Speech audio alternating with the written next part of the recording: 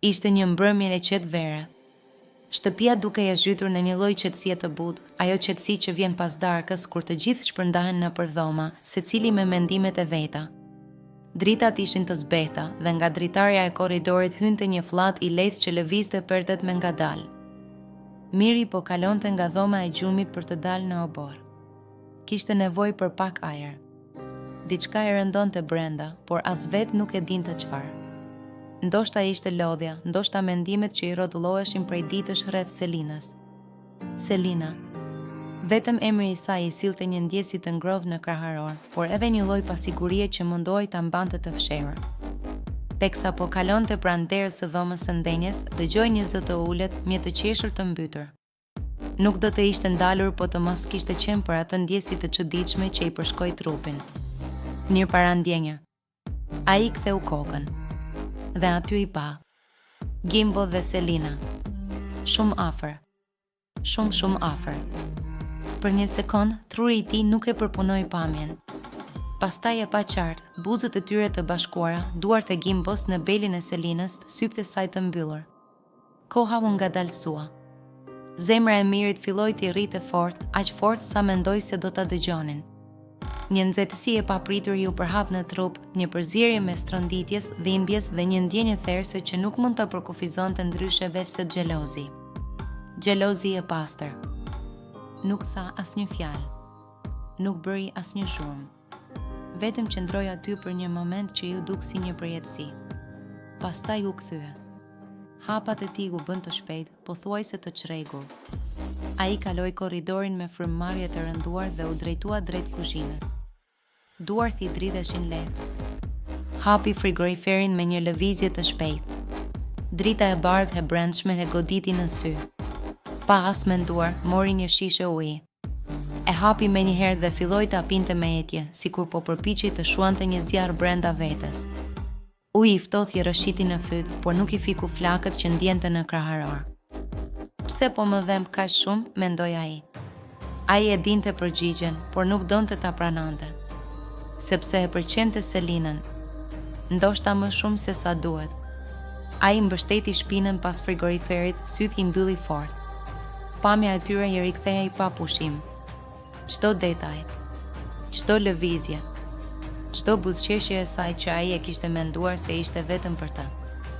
Një zë brenda tij filloi të fliste. Çfarë prisje? Ajo është e lirë. Nuk të ka premtuar asgjë. Por një zë tjetër, më i brisht, i kundërshtonte, por mënyra si të shikonte mënyra si qeshte me ty, ai ndjeu një shtrëngim në gjoks. Xhelozia nuk ishte thjesht zemërim. Ishte frikë. Frikë se mos nuk ishte i mjaftueshëm. Frikë se mos kishte humbur diçka që nuk e kishte pasur kurrë realisht. Piu edhe një glënjik tjetër uji. Këtë herë më ngadalë. Nga dhoma e ndenjes erdhi një tjetër e qeshur e lehtë. Ai u drodh lehtë. Instinktivisht vendosi shishën në tavolinë dhe u largua nga kuzhina. Nuk donte t'i shihte më. Nuk donte ta përballonte atë pamje. Kaloi përsëri pranë korridorit, por këtë herë mbajti syt nga dy shemeja. Dera e oborit ishte pak e hapur. Doli jashtë. Ajo i freskët i natës e goditi në fytyrë. Qielli ishte i mbushur me yje. Gjithçka dukej aq e qetë jashtë, sa dukej e padrejt krahasuar me stuhin brenda tij. Ai u ul në shkallët e oborit dhe mbështeti bërrylat mbi gjunjë. Duart i kalojnë në flokë. Jam budalla, përshpëriti me vete. Por në të vërtetë nuk ishte budalla. Ishte thjesht i dashuruar. Ose në prag të dashurisë. Dhe dashuria, sidomos kur është e pashprehur, mund të jetë mizore. Mendimet filluan ta sulmonin. A është Gimbo më i mirë se unë? A është më i bukur? Më interesant? Më i guximshëm? A e ka parë ajo ndonjëherë mua ashtu si e shikon atë? Ai ndjeu një lloj zemërimi të heshtur ndaj Gimbos. Por menjëherë pas tij erdhi faji. Gimbo ishte shoku i tij. Nuk kishte bërë asgjë të gabuar. Nuk e dinte çfarë ndjente Miri. As Selina nuk e dinte. Dhe ndoshta kjo ishte pjesa që e lëndonte më shumë. Ai nuk kishte guxuar kurrë t'i tregonte asaj. Kishte zgjedhur të qëndronte në heshtje, duke shpresuar që gjërat të ndodhnin vetë. dhe tani po paguan të çmimin e asaj heshtjeje. Mjeloti vetëm i rëshiti pa e kuptuar. E fshiu shpejt me mangë. Nuk duhet të jem kështu, tha me vete. Nuk duhet ta lë këtë ndjenjë të më kontrolloj. Por xhelozia është e pabindur. Ajo futet në mendje dhe fillon të krijojë histori që ndoshta nuk janë as të vërteta. Ai imagjinoi Selinën dhe Gimbos duke qeshur së bashku, duke ndarë sekrete, duke u afruar çdo ditë dhe më shumë. Çdo skenar shponte pak nga pak. Papritur dera e oborrit u hap ngadalë. Miri ngriti kokën. Ishte Selina. Ajo ndaloi kur e pa, duke i pak e hutuar. Miri, je mirë? Pyeti ajo me zë të butë. Ai ndjeu një përzierje emocionesh. Një pjesë e tij donte të bërtiste. Një pjesë tjetër donte të ikte. Por një pjesë më e thellë donte vetëm të ishte i sinqert. Po jam mirë, tha ai fillimisht, por zëri i tij e tradhtoi. Ajo u afrua dhe u ul pranë tij. Nuk e preku, por afërsia e saj mjaftonte që zemra e tij të fillonte përsëri të rrite fort. Dukesh i mërzitur, tha ajo. Ai heshti për disa sekonda. Pastaj mori frym thellë. Të pash, tha ai më në fund. Ajo e kuptoi menjëherë. Sytë e saj u zbutën. Miri është në rregull, e ndërpreu ai. Nuk ke bërë asgjë të gabuar. Thjesht mendoj se nuk e dija sa shumë më prekte. Heshtje. Nata dukej se po dëgjonte. Selina uli syt për një moment. Nuk e dija që ndjeje kështu, tha ajo me sinqeritet. Sepse nuk ta kam thënë kurrë, u përgjigj ai me një buzëqeshje të hidhur. Ajo e pa drejt në sy. Do doja ta dija më parë. Ai nveu një therrje shprese dhe frike njëkohësisht. Pse? Ajo mori frym thellë. Sepse ndoshta gjërat do të kishin qenë ndryshe. Fjalët e saj qëndruan pezull mes tyre. Miri ndheu se diçka brenda tij po ndryshonte. Xhelozia po zbehej pak nga pak, duke lënë vend për qartësi. Ai kuptoi se ndjenjat nuk janë garë. Nuk fitohet dikush duke u krahasuar me dikë tjetër. Fitohen duke qenë i sinqert, duke marrë rrezik. Jam vonë, apo jo? Pyeti ai me zë të ulët. Selina nuk u përgjigj menjëherë. Nuk e di, tha ajo më në fund. Por e di që nuk dua të shoh të lënduar. Ai buzëqeshi lehtë. Për herë të parë që nga ai moment në korridor ndheu pak qetësi. Ndoshta nuk mund ta ndryshonte atë që kishte parë. Ndoshta nuk mund ta fshinte dhimbjen menjëherë, por mund të zgjidhte si ta përballonte. Ai nuk u ngrit për të ikur këtë herë. Qëndroi aty, me të, dhe për herë të parë atë natë nuk vrapoi larg ndjenjave të tij. Rikthimi i gjestit në shtëpinë e Big Brother Albania është një nga temat më të diskutuara të momentit. Pas triumfit të tij në edicionin e 4, ai u kthye në një figurë të fortë publike, një personazh që la gjurmë si në lojë, ashtu edhe në zemrat e publikut. Tani, me nisjen e Big Brother Albania 5, lind pyetja e madhe: a do të rikthehet ai si konkurrent për çmimin e madh, apo vetëm si një hyrje e përkohshme, simbolike për disa ditë? Kjo situatë nuk është thjesht një lëvizje televizive. Ajo ka një dimension shumë më të thellë njerëzor. Gjesti, përveç se një ish fitues, është një njeri që së fundmi ka përjetuar një tragjedi të rëndë familjare. Humbja e vëllait të tij ka qenë një goditje e fortë, një plagë që ende nuk është mbyllur. Familja e tij vazhdon të jetë në zi dhe kjo e bën çdo vendim publik shumë më të ndjeshëm dhe emocionalisht të ngarkuar. Big Brother është një format që kërkon forcë të madhe psikologjike. Izolimi, presioni i vazhdueshëm i kamerave, debatet, nominimet, komentet e publikut, të gjitha këto krijojnë një ambient ku emocionet amplifikohen. Për një person që po kalon një periudhë zie, hyrja në një ambient të tillë mund të jetë një sfidë e madhe. Dhimbja personale nuk zhduket me hyrjen në një shtëpi spektakli, përkundrazi, në momente tensioni, ajo mund të bëhet edhe më e fortë. Megjithatë, ekziston edhe një këndvështrim tjetër. Ka njerëz që përballë humbjeve të mëdha zgjedhin të mos tërhiqen nga jeta, por të përballen me të. Rikthimi në një platformë kaq të madhe mund të jetë një mënyrë për të treguar forcë, për të dhënë një mesazh që jeta vazhdon pavarësisht dhimbjes. Për publikun, kjo do të ishte një histori jo vetëm loje, por edhe qëndrueshmërie dhe kurajoje. Nëse gjesti hyn si konkurrent për çmimin e madh, kjo do të krijojë një dinamik shumë interesante. Ai ka përvojë, e njeh formatin, e kupton psikologjinë e lojës. Një ish fitues gjithmonë shihet si lojtar i fortë, ndoshta edhe si kërcënim për banorët e rinj. Por pikërisht kjo përvojë mund të jetë edhe barë. Pritshmëritë ndaj tij do të jenë shumë më të larta. Publiku do të presë strategji të zgjuara, qëndrime të forta dhe një lojë të nivelit të lartë. Nëse ai hyn vetëm për disa ditë, roli i tij do të jetë më simbolik. Mund të jetë një surprizë për banorët, një element që trazojnë ekuilibrat, një figurë që lidh sezonet dhe rikthen emocionet e së kaluarës. Një hyrje e tillë do të ishte më pak e ngarkuar nga presioni i garës dhe ndoshta më e përshtatshme për një moment kaq delikat në jetën e tij. Nuk mund të anashkalohet fakti se në kulturën shqiptare zia familjare ka peshë të madhe. Ajo shoqërohet me respekt, reflektim dhe qëndrim pranë familjes. Vendimi për të hyrë në një spektakël argëtues ndërkohë që familja është ende në zi mund të shihet në mënyra të ndryshme nga opinioni publik. Disa mund ta mbështesin si një akt force dhe vazhdimësie, të tjerë mund ta shohin si një hap të nxituar. Por në thelb, përtej analizave dhe komenteve, mbetet dimensioni njerëzor. Gjesti nuk është vetëm figurë publike, ai është një vëlla që ka humbur dikë të shtrenjtë. Çdo zgjedhje e tij duhet parë me empati.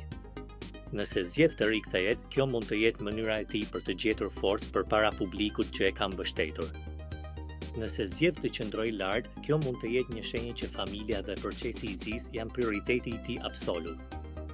Rikthimi i tij në çfarëdo forme do të ketë peshë emocionale.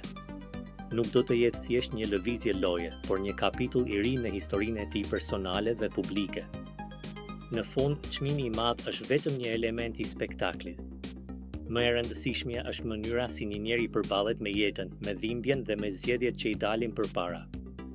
Dhe ndoshta pikërisht këtu qëndron thelbi i gjithë kësaj historie, jo nëse ai do të fitojë sërish, por nëse do të zgjedhë të hyjë dhe si do ta përjetojë këtë rrugëtim në një moment kaq të ndjeshëm të jetës së tij. Big Brother VIP Albania 5 analizë e thelluar e garës dhe parashikimi i fituesit. Ky sezon nuk është thjesht reality. Është sezon momentumesh. Është sezon polarizimi. Është sezon ku një prime mund të përmbys krejt arkitekturën e lojës. Dhe pikërisht për këtë, fituesi nuk përcaktohet vetëm nga populariteti, por nga kombinimi i 5 faktorëve. 1. Kapitali i votës 2. Stabiliteti emocional 3. Kontrolli i narrativës 4. Rezistenca ndaj krizave 5. Momentumi final. Një faza aktuale e lojës pas përjashtimit të Kristit, loja ka hyrë në fazën e rishpërndarjes së pushtetit. Kur largohet një figurë që ka qenë boshtë konflikti, ndodh një nga dy gjëja, ose loja qetësohet, ose krijohet vakum dhe shpërthen një konflikt i ri. Nga dinamika që përshkruan, duket se jemi në skenarin e dytë. Mateo është në qendër. Selin është në qendër. Brikena është në nyje emocionale. Artani po kërkon status. Miri po lëviz mes poleve. Kjo është faza ku krijohen finalistët. Dy profili i Mateos, favoriti logjik Mateo aktualisht ka 3 avantazhe të mëdha. 1. Është shpallur banori më i preferuar, kjo nuk është perceptim rrjetesh. Është sinjal zyrtar vote. Ky është indikator real. 2. Ka prani narrative, ai është në aks romantik, në aks konflikti, në aks strategjik. Banorët që fitojnë zakonisht janë ata që kanë 2-3 bosh narrativ paralel. 3. Ka fanbase të mobilizueshme në fazat finale, vota nuk fitohet nga simpatia e heshtur. Fitohet nga fansat që votojnë masivisht. Rreziku i tij, por ja ku fillon analiza serioze. Mateo mund të humbas nëse ndodhin 3 gjëra. 1. Arroganca perceptohet nëse debati me Artanin e bën të duket dominues apo përçmues. 2. Manipulim emocional nëse publiku e lexon krisjen me Brikenën si strategji. 3.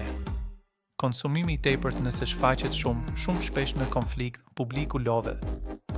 Nëse i shmang këto 3 pika, probabiliteti i tij është mbi 60%. 3. Selin, fitoria emocionale. Selin është kandidatja e fortë për skenarin alternativ. Ajo ka konflikt familjar, aks romantik me gimbon përplasje me mirin identitet publik të fortë. Selin mund ta fitojë nëse krijon një narrativ viktimizimi të pastër dele qëndrueshme emocionalisht publiku e sheh si ajo që mbijetoi të gjithëve. Problemi i saj është polarizimi. Ajo ka fansa shumë të fortë, por edhe kundërshtar shumë të fortë. Dhe Big Brother shpesh fitohet nga ai që ka më pak antivol. 4 Brikena, skenari i përmbysjes Brikena është ilcar. Ajo ka, fanbase të madhe imazh publik të fortë linjë romantike me Mateon. Nëse ndarja me Mateon e vendos në pozicion e lënduar por dinitoze, ajo mund të përfitojë shumë. Publiku shqiptar shpesh voton, viktimën e fortë gruan që ruan dinitetin atë që del më e qetë në krizë. 5 Artan, fitoria e papërmbytur Artani është profil ndryshe. Ai nuk ka momentum masiv emocional, por ka eksperiencë prani autoritare bazë publiku të konsoliduar. Ai mund të fitojë vetëm në një skenar, nëse loja përmbyset dhe publiku lodhet nga drama romantike dhe zgjedh figurën e matur. Por aktualisht ai duket më shumë si finalist se sa fitues. 6 Miri, profili i qëndrueshmërisë Miri është figurë që kalon televotime. Kjo është shumë e rëndësishme. Por ai ka një problem, ai nuk është në qendër të momentit aktual. Big Brother fitohet nga ai që dominon 2-3 prime ravazi para finales. Nëse ai nuk merr momentum të ri, probabiliteti i tij mbetet mesatar. 7 Çfarë vendos fituesin? Në javët finale vendosin 4 element, 1 klipi i fundit emocional 2. Debati i fundit live 3. Përplasja finale direkte 4. Ndjesia e publikut këtë dua ta shoh duke fituar, ky i fundit është intuitiv. Dhe aktualisht ndjesia publike anon nga Mateo. Simulim i 3 skenarëve, skenari 1, loja vazhdon normale, Mateo ruan balancën. Nuk ka skandal. Nuk ka përmbysje. Fitues, Mateo. Skenari 2, krizë emocionale romantike, Brikena del e fortë. Mateo perceptohet negativisht. Fitues, Brikena. Skenari 3, përmbysje e madhe, favoriti rrëzohet. Publiku zgjedh figurën e stabilitetit. Fitues, Selin ose Artan. Konkluzioni strategjik duke analizuar, favoritizimin zyrtar, pranin narrative, fuqinë e rrjeteve, integrimin në konflikt, momentumin aktual, probabiliteti më i lartë për fitore në këtë pikë të garës, Mateo. Jo sepse është i paprekshëm, por sepse aktualisht ka kombinimin më të plot për formatin. Por ja pjesa më interesante, Big Brother nuk e fiton gjithmonë më i forti. E fiton ai që në javën e fundit krijon ndjesinë. Pa këtë, ky sezon nuk do ishte ky sezon. Dhe në këtë moment, Mateo është ai personazh.